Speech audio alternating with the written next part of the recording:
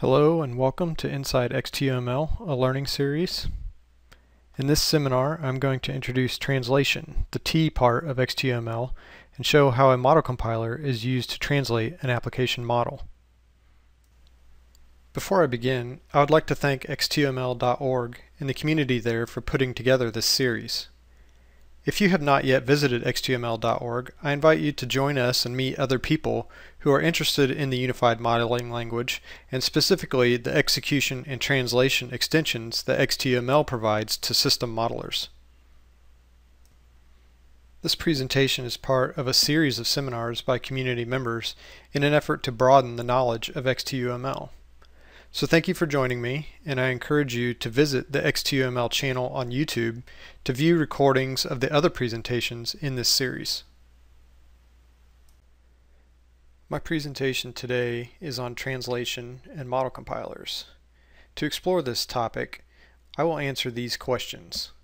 What is model translation? Why use model translation? How does a model compiler work? To answer the final question, we will create and run a basic model compiler and explore the functionality of a production model compiler. So the first question we have to answer is, what exactly is model translation?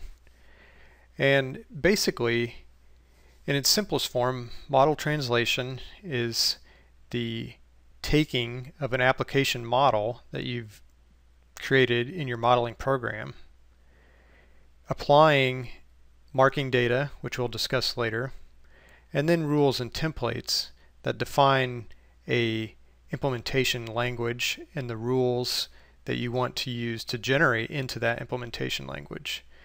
Feeding all this information into a translation engine, and then the translation engine operates on all three of these inputs and produces your optimized code for your target in the implementation language that you've chosen.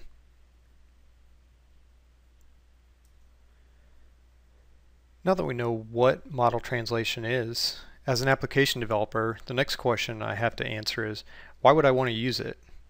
And in order to answer this question, we need to compare and contrast typical application development and software development or hardware development by coding in a target language versus translation. So in a normal coding approach, a software architecture is defined by perhaps some sort of committee of users within the company that define the architecture and basically implement it in a document and then create an implementation in the target language. And they may define some coding standards. But are these coding standards really applied? Is every user going to follow the rules to a T? Are performance issues going to crop up along the way? What about coding errors that developers naturally introduce as they write their software? No software development or hardware developer ever implements something perfectly the first time, and this means rework. And when those coding errors are simply target language issues, that's wasted time to find and fix problems like that. And then perhaps the marketing department comes in, or the business development people, and they say that we have to hit a new target or implement new requirements in our system, support some new piece of hardware, and that's going to mean rework. And of course, coding involves lots and lots of testing. With translation, the application is developed at a higher level, away from the implementation details in the target language problems. And what that means is the system architecture is created and solidified in a reusable piece of intellectual property. And as I mentioned, coding errors and deviations from the software architecture and the standards can be eliminated because users are not implementing in, for example, a C language and dealing with pointers and lists and issues that come up when you're developing in a target language. The target specific changes can be centralized in the model compiler. So if a change needs to be applied, it can be applied in the model compiler, and when the model is retranslated, those target specific changes are automatically reapplied across the entire system and across the entire generated code base. And what that means is you have a repeatable, automated, and standardized flow. So all the benefits that you're gaining by implementing specific changes to your model compiler are shown in the end in your generated source code. So you can develop interesting and useful optimizations in the model compiler that are then applied across the entire application model. Another benefit of model translation is that it allows a powerful separation of the roles of the developers in the application development process. So subject matter experts who really understand the details of how the application should be applied to the problem within the domain can create the data model, the control within that data model, so the state machines and the activities that make up the application. And they really understand the details of how the application works at a conceptual level and at a high implementation level. And then the implementation experts can work with the model compiler to focus on creating optimizations in the implementation language. They can focus on dealing with retargeting to a different language. They can try to realize improvements that will allow the application to consume less power or be provided at a lower cost, be more optimized for a specific target.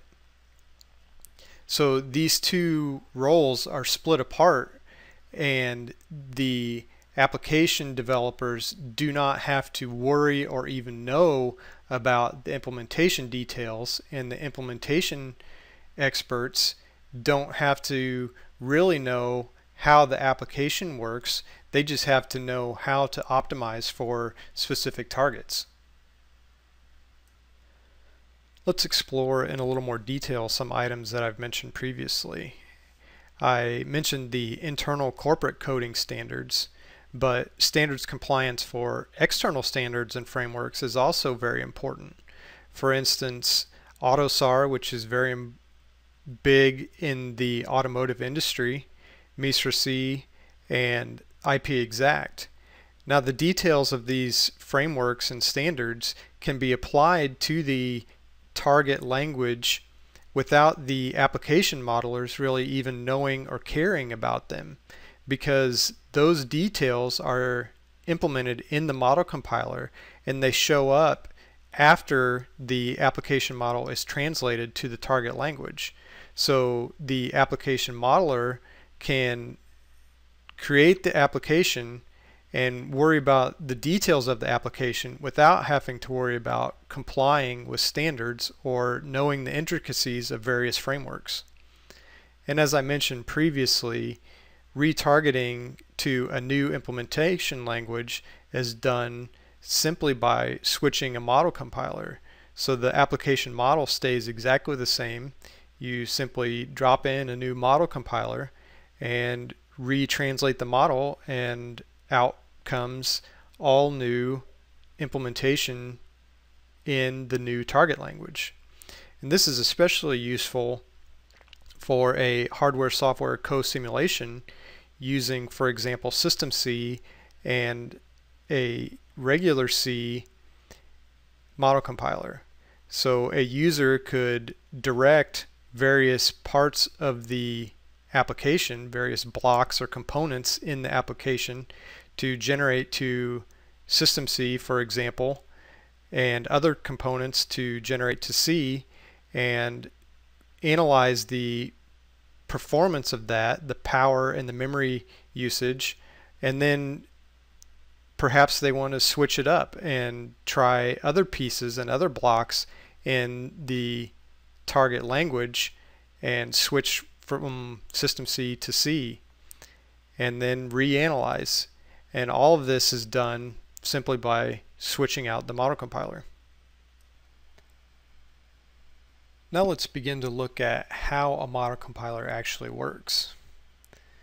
The first thing we have to understand is that the application model is stored in a xtUML repository, and the xtUML repository has a specific structure, and that structure is actually modeled itself, and this is called the meta model.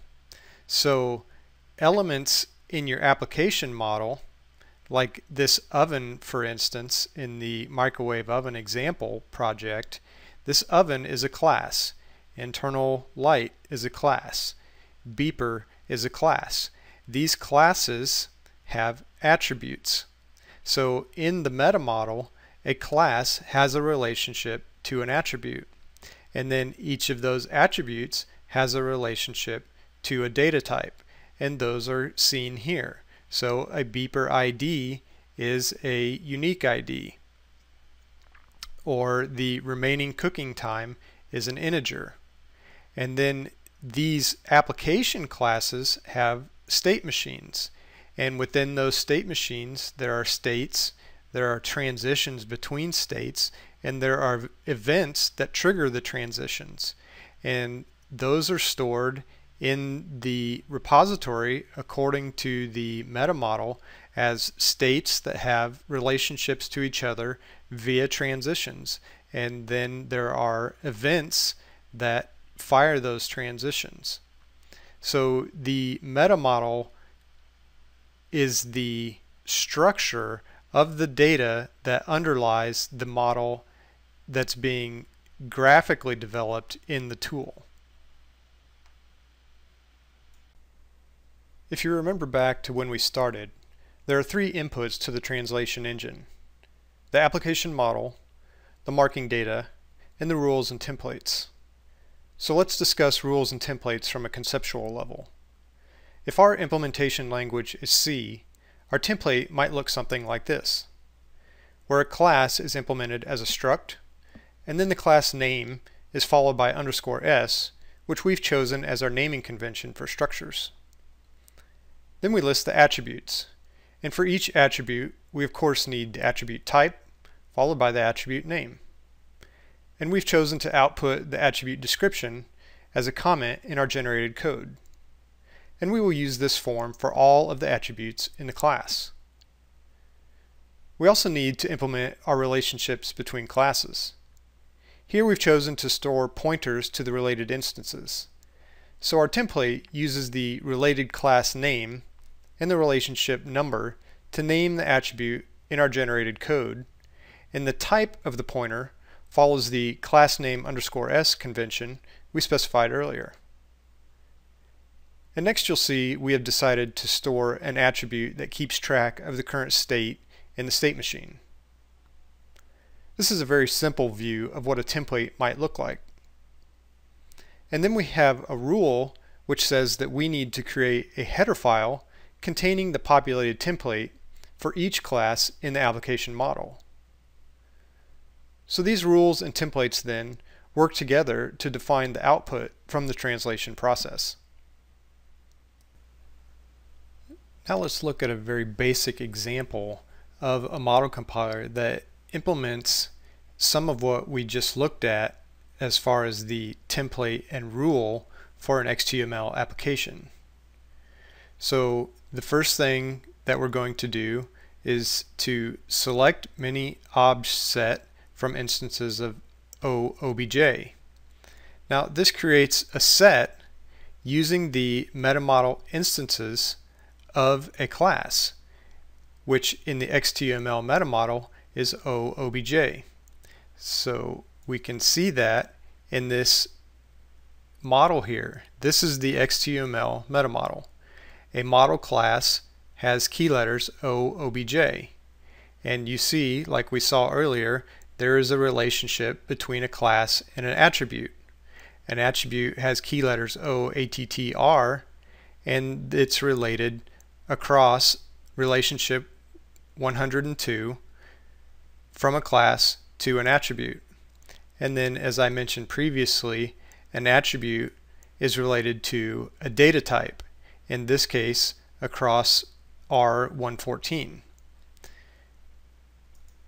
So if we go back to our example here, in this case, this first statement is creating a set of classes from that meta model. And then we loop for each of them, for each of the classes in that set. Let's create a struct using the instance name, and then for each class we're going to select all of the attributes related to that class. So we're traversing from our instance of OOBJ that we have in hand to an OATTR across relationship 102. We're traversing from here to here across this relationship, and the statement says to select all of those attributes and put them into a set, and then we can loop.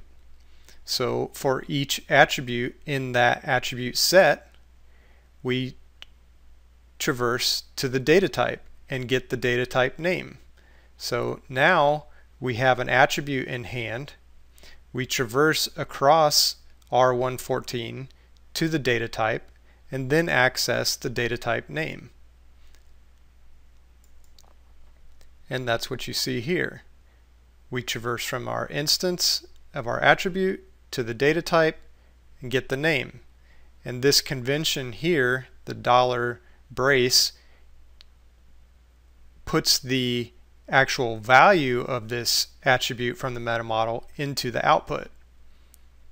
So we have the data type name followed by the actual attribute name. And then we end our struct and we emit to a file that's named using the object or the class name .h. Okay, now let's run our model compiler.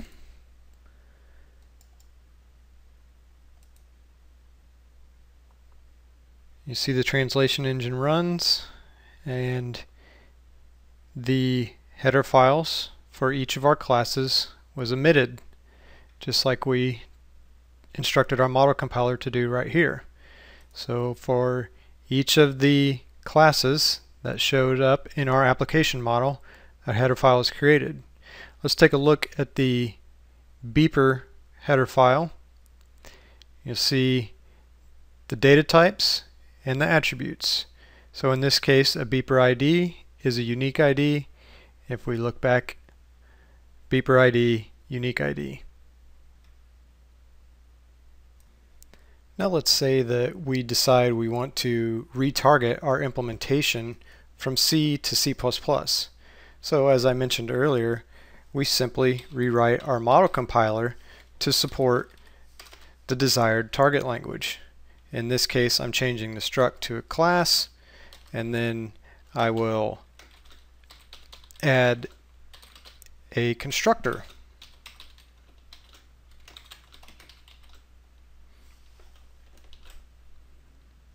And regenerate the code.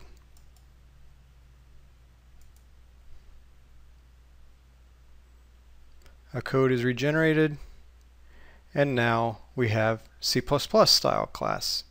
So this is of course a very simple example, but it shows you the power of how the application model doesn't have to change and a retargeting is done very quickly and efficiently. As another example, let's say that we've decided to be consistent with some legacy code that we'd like all of our attribute names in our class to start with M_. So we don't want to go through and edit our model for every single attribute. Instead, we would just come into our model compiler, make the change here, and regenerate the code. And that quickly, now all of our attribute names are consistent with our legacy code. The last of the three inputs to the translation engine is marking data. It bridges the gap between the application model data and the entirely application-independent model compiler. Marking data is specific to the application model being translated.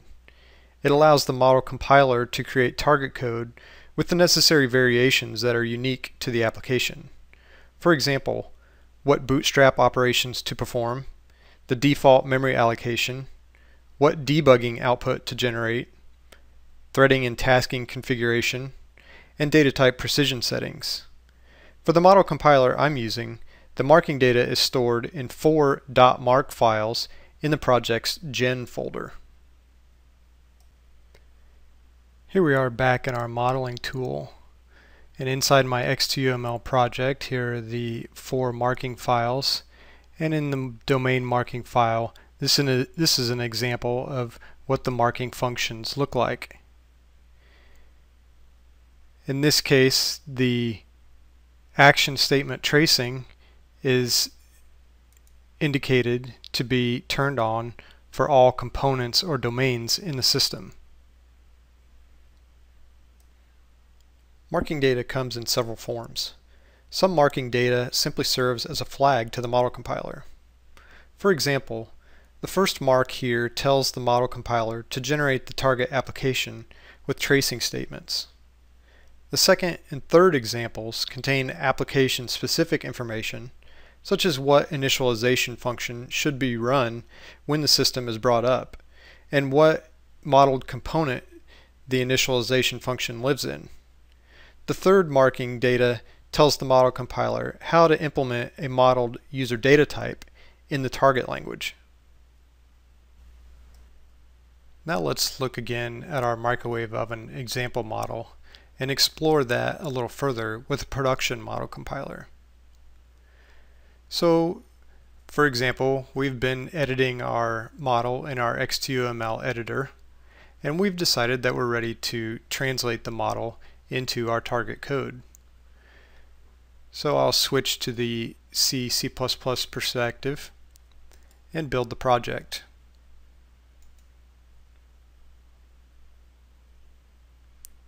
The model compiler runs, and the output of the model compiler is shown in the console, and then the output of the code compilation is shown here as well. Our source directory is populated with the output files from the translation process that the model compiler generated. So let's look again at our beeper class, and you see much the same of what we saw previously.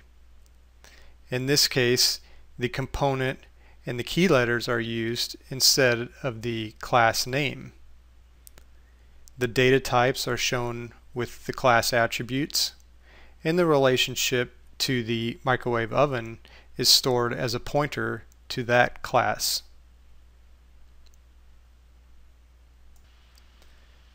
And next we'll inspect our implementation of the target class for the beeper. And here we see the trace statements that are output into the target code. As I mentioned, the translation process not only generated code for the model, it also compiled that code for the system that I'm operating on, which gives us an exe that is runnable.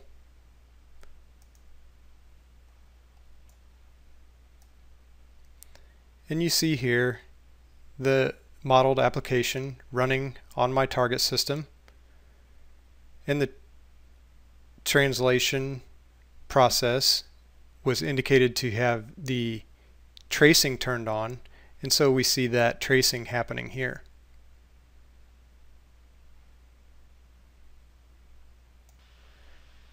Next, I decide that for debugging purposes, I don't want to have all the tracing turned on.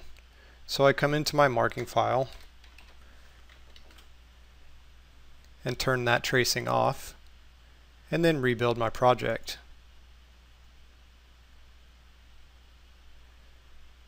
Translation happens again just as before. The code is recompiled, and now when I execute,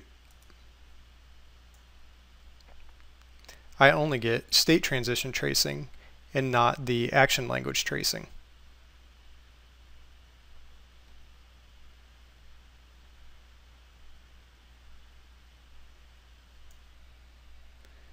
And if we inspect our beeper implementation,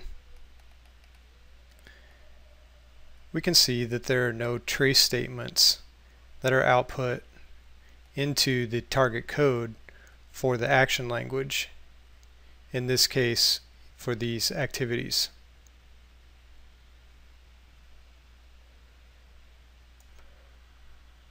This concludes our overview of xtUML model compilation.